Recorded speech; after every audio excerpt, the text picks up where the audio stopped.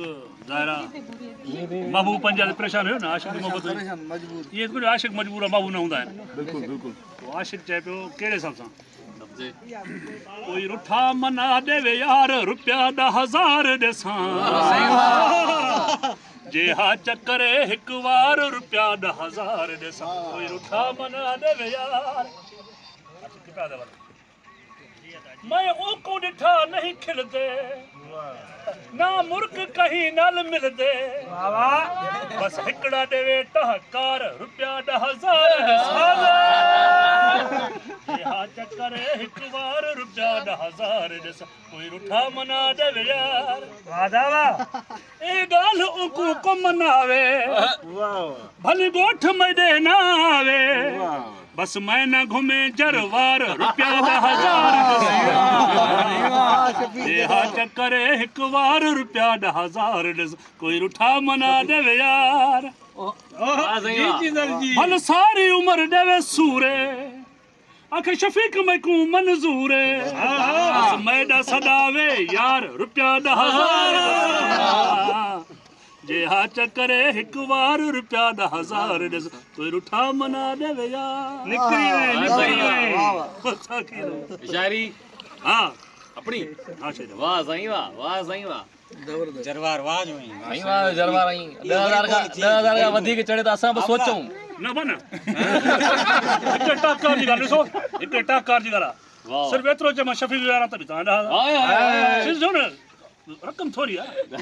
थोड़ी घणी कोने गाल थोड़ी है नंढी है वो चलो जदी माखो काट जो महबूब जो खिलो ना ता हमको खिलाए जो टाकार रे एकड़ो तभी ता 10,000 खणो रेट बता जितको मुले के मिन्नत कयो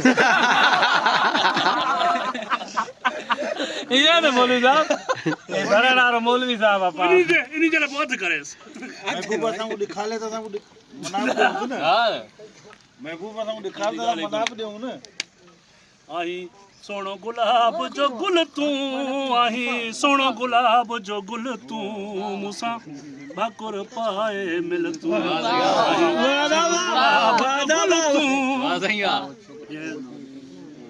जॾे निकरी थो सिगार करे माण्हू बिहन था पोइ कतार करे तूं जॾहिं सण जे ख़ातिर दीदार करण जे ख़ातिर तो साईं मिलण जे ख़ातिर आही तारीफ़ जे क़ाबिल तूं आही सोहणो गुलाब जो गुल सोहणो गुलाब जो गुल तूं जियो ना बाबा जियो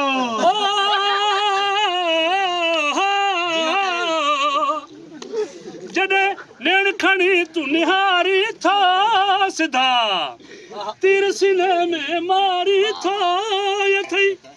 वह जो भन जानी हो चल जानी माने जानी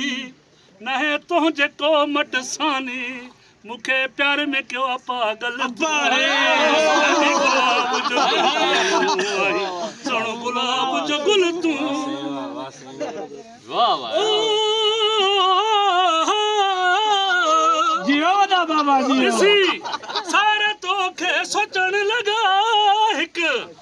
बेखही पुछण लगा वाजो खूबसूरत आहे सोहणो अहिड़ो पैदा ॿियो न आहे थियणो